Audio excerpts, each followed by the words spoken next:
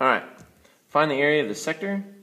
I've got an area of 16 pi r squared, and then I have an unknown sector area, 65 degrees out of 360. I'm going to multiply these two together. I'll have 360x, and it'll be equal to whatever that is, and then I'll divide it off. So 65 times 16 pi, and then I'm going to divide that by 360. Now I'm going to get a terrible fraction, 26 over 9 pi, and that'll be equal to my x, and this is inches squared. Here, I've got 130 degrees over 360. Drop those zeros is equal to an unknown area versus pi r squared, so 27 squared pi gross. So we'll have 27 squared times 13. We're going to divide that by 36, and we will get 3.25 pi is equal to x. Again, multiply these two together, divide the 36 off of pi, and that's going to be centimeters squared. Find the area of the shaded region. If this is 8, this is going to be 4, so we have a height of 12, and we have a base of 8. No, we don't. We have, because this is also going to be 8, so 2, 1, square root of 3, so this is 4 square roots of 3. My base is going to be 8 square roots of 3. My height is going to be 12. I'm going to divide that by 2. That's going to give me 48 square roots of 3, because that'll turn into a 6. This is the area of my triangle. My area for the circle is simply going to be 64 pi. And I'm going to take that 64 pi, I'm going to subtract off the 48 square roots of 3, and this answer in square centimeters will be my area of the shaded region. Alright, 28. This one, find the area of the glass in the shaded region. Now, 45 degrees is 1/8 of a circle. So I'm going to calculate that piece for the big circle and then subtract off the little circle. So pi r squared for the little circle will be 9 pi. I'm going to divide that by 8, and that would give me this little section. So this is a small section. The big section is 6 squared, so 36 pi, and we're going to divide that by 8 because we have 1/8 of it. So I'm going to subtract that away, and I'm going to get 27 pi over 8 meters squared. Find the areas of the polygon. Lots of fun here. This one's a good time.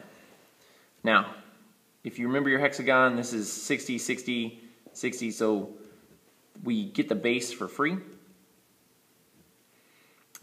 This is the 2 side. This would be the 1 side, so I'd have a 4, and I have a 4 square roots of 3 in there for my apothem. My area is 1/2 AP. Perimeter is going to be 48. Apothem is going to be 4 square roots of 3, and I want half of that. I'm going to take the half to my 4, and I'm going to say that's 2 square roots of 3 times 48, and that's going to give me 96 square roots of 3. No units, we'll just say units squared. This one, pentagon, I'm going to have to break this triangle down. So my pentagon, this whole angle is 108, so this part of that angle is going to be 54 degrees. This base is going to be 10. I need my apothem, so I'm going to take and use tangent. The tangent of 54 is equal to x over 10, so I'm going to take the tangent of 54, make sure I'm in degree mode. I am. 10 times the tangent of 54, that's going to give me 13.76 doodle-a-doo. That's my apothem, so 1/2 AP. Perimeter is going to be 100, 5 sides of 20. And so I'm going to take that, my apothem is 13.76. Again, it's all the whole number on my calculator, but I'm just writing 13.6 on my paper. 13.6 times 50, pushing those two together. And I will get 688.19, and we'll say units squared. This is a 1, 2, 3, 4, 5, 6, 7 gon, septagon. The way I'm going to find this angle is first I'm going to find that exterior angle. I know 360 divided by 7 will give me this angle right here. So 360 divided by 7. This angle is going to be about 51 degrees. I'm going to subtract that from 180, and that's going to give me 128 degrees for this one. Divide that by 2, and I will get 64 degrees for this angle right here. So again, I'm going to pull that triangle out. This is about 64 degrees. It's 64.2. Again, holding that number in my calculator, but I'm going to use the actual value when I do my calculations, but writing small numbers down on my paper just to keep it straight. Multiply that by -1 so I can get rid of that sign. And I'm going to use, to get my, to get this one, I'm going to use sine. To use this one, I'm going to do cosine.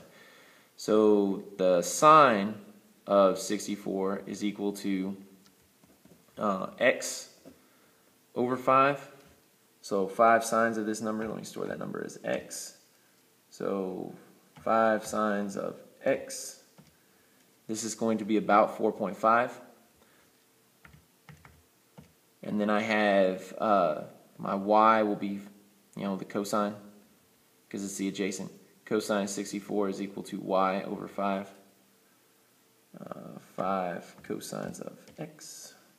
And that's going to give me 2.17-ish. And again, it looks like this. So store that as b. And now I have 1/2 AP. I know my apothem is this much. I know that 2 times that is going to give me the side length, and I got 4.3. I need 7 of those. So 1/2 apothem is 4.5-ish.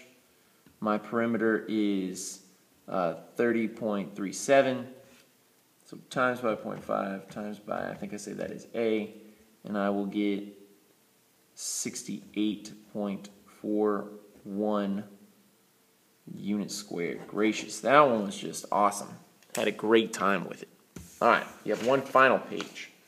You've seen this problem on your notes, you've seen it on a quiz, and now you've seen it on a review. Man, I wonder where that problem might also show up.